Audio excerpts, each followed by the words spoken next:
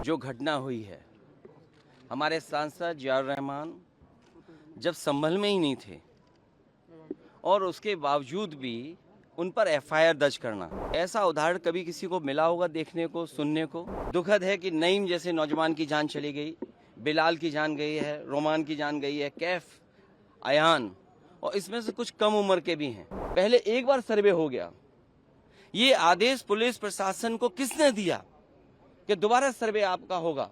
कुछ लोग तो ये कहते हैं कि साबरमती फिल्म देख करके उन्हें लगा कि उन्हें भी बड़ा नेता बनना है, इसलिए ये सब कुछ कराया गया। जो घटना हुई है, हमारे सांसद जियाउर रहमान जब संभल में ही नहीं थे और उसके बावजूद भी उन पर एफआईआर दर्ज करना, ऐसा उदाहरण कभी किसी को मिला होगा देखने को, सुनने को।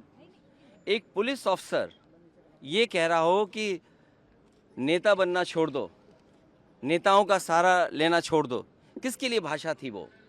और मैं ये कहना चाहता हूँ, हालांकि ये सब जानकारी आपके पास है, दुखद है कि नईम जैसे नौजवान की जान चली गई, बिलाल की जान गई है, रोमान की जान गई है, कैफ, अयान, और इसमें से कुछ कम उम्र के भी हैं।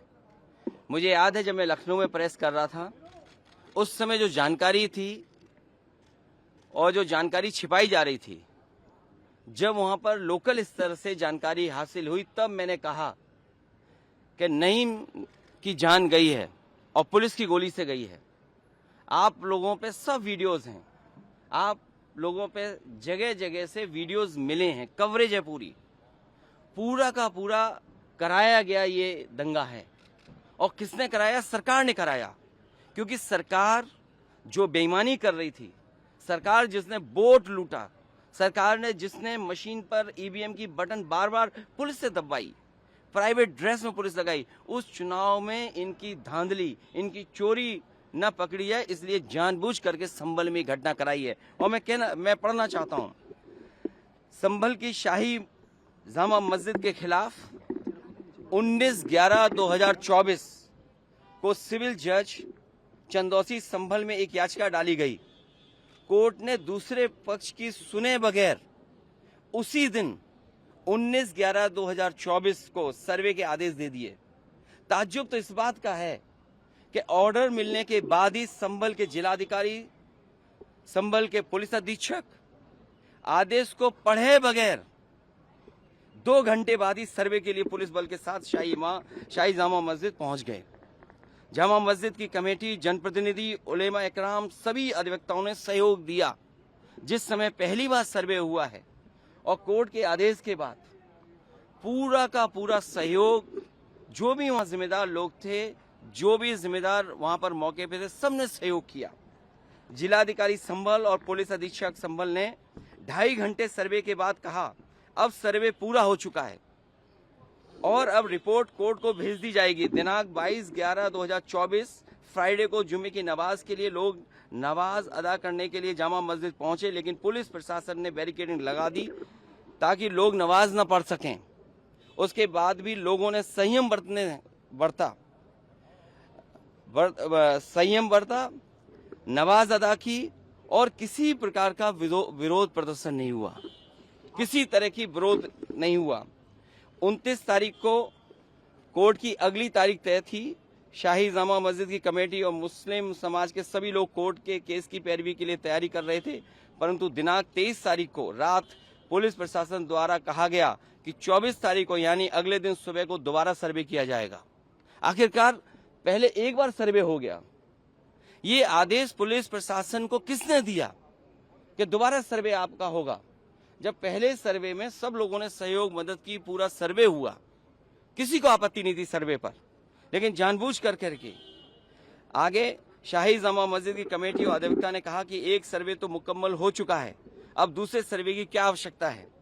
कोर्ट के आदेश का हमने पालन कर दिया, अगर दूसरा सर्वे करना है तो दोबारा आदेश करवाएं, कोर्ट के आदेश के बाद हम दोबारा सर्वे करा देंगे। लेकिन जिलाधिकारी संभल और पुलिस अधीक्षक संभल ने कोई सुनवाई नहीं की और तानाशाही दिखाते हुए और सुबह के वक्त से पहले शाही जामा मस्जिद आ गए। शाही जामा मस्जिद कमेटी और मुस्लिम समाज के लोगों ने फिर भी धैर्य रखा और दोबारा सर्वे के लिए अंदर ले गए। सर्वे के दौरान करीब 1.5 घंटा बाद जब जनता को सूचना मिली तो वो इकट्ठा होना शुरू हो गए। लोगों ने सर्वे का कारण जानना चाहा तो सर्कल ऑफिसर ने उनके साथ गाली गलौज की और लाठीचार्ज करवा दिया, बुरी तरह से जख्मी कर दिया। इसका विरोध करते हुए चंद लोगों ने पत्थर चलाए, जिसके बदले में पुलिस सिपाही से लेकर अधिकारी तक ने अपने सरकारी और प्राइवेट हथियारों से गोलियां चलाई, जिसकी वीडियो रिकॉर्डिंग है, जिसके एवज में दर्जन लोग गोलियों से घायल हो गए। 5 मासूमों जो कि अपने घर से सामान लेने के लिए निकले थे, उनकी मृत्यु हो गई। संभल का माहौल बिगाड़ने में याचिका दायर करने वाले लोगों के साथ पुलिस और प्रशासन के लोग जिम्मेदार हैं। इनको निलंबित किया जाना चाहिए और हत्या का मुकदमा चलाया जाना चाहिए, जिससे कि लोगों को इंसाफ मिल सके और आने वाले समय में कोई इस प्रकार की संविधान के खिलाफ गैर कानूनी घटना को अंजाम न दे जा सके। और बीजेपी के लोग ये कह रहे हैं कि संभल को बांग्लादेश बनाना चाह रहे हैं। देखिए, अगर आप बीजेपी की बात मानोगे तो गड्ढे में गिरोगे, जाके बीजेपी की बात मानोगे तो खाई में गिरोगे। बीजेपी वालों से पूछिए, क्या चुनाव कराया था आपने उत्तर प्रदेश में? कोई ऐसा मुसलमान भाई नहीं था जिसको इन्होंने रोका ना हो। लाठी से, बंदूकों से गाली गलौज की इन्होंने। हम लोग लगातार कहते रहे और फिर बीजेपी के पास जवाब किया। जब चुनाव आयोग को शिकायत की गई तो चुनाव आयोग ने खाना पूर्ति कर करके कुछ अधिकारियों के खिलाफ कार्रवाई की। क्या ये बता सकते हैं क्यों कार्रवाई हुई थी उनके ऊपर? क्या वोट रोकने का अधिकार था? क्योंकि वोट लूटने पे चर्चा न हो। ये लोग लूटने वाले लोग हैं, इनके लिए लोग कोई मायने नहीं रखते, लोग मायने नहीं रखते। इन्होंने तंत्र से समर्थन लिया और तंत्र से ही अन्याय कर रहे हैं। उनका सीधा साधा फार्मूला है, पहले वो अन्याय करते हैं, अगर आप अन्याय का विरोध करोगे तो आप उन्हीं के अधिकारी आपके खिलाफ तमाम मुकदमे दर्ज करा देंगे। क्या जियाउल इस्लाम वहाँ थे? हमारे विधायक वहाँ थे, सांसद थे क्या वहाँ? जियाउर रहमान। कोई बता दे, वो बेंगलोर में थे, वो अपने कार्यक्रमों में थे, संभल में नहीं थे। और ये तो उत्तर प्रदेश के बारे में आपको नहीं पता। आप में से सब उत्तर प्रदेश के लोग हैं। अगर प्रेस के लोग भी सच दिखा दें तो उन पे भी कार्रवाई हो जाती है। और मैंने अपनी प्रेस कॉन्फ्रेंस में कहा था कि बीजेपी के नेता ने कपड़े उतार करके प्रेस को मारा था, पूरे कपड़े उतार दिए थे। क्या कार्रवाई हुई बताइए आप? क्या प्रेस के लोग सुरक्षित हैं यूपी में? और अपना चुनाव जो लूटा है उसको छिपाने के लिए इन्होंने, सरकार ने जानबूझ करके किया है। कुछ लोग तो ये कहते हैं कि साबरमती फिल्म देख करके उन्हें लगा कि उन्हें भी बड़ा नेता बनना है, इसलिए ये सब कुछ कराया गया है। सदन में इसको उठाएंगे? मैं, हमारे सभी सांसद और तमाम विपक्ष के लोग इस सवाल को उठाना चाहते थे, लेकिन सदन में नहीं उठने का मौका दिया। कल भी नहीं मिलेगा मौका, जब मिलेगा तब ये सवाल उठाया जाएगा और हमारा डेलीगेशन भी जाएगा।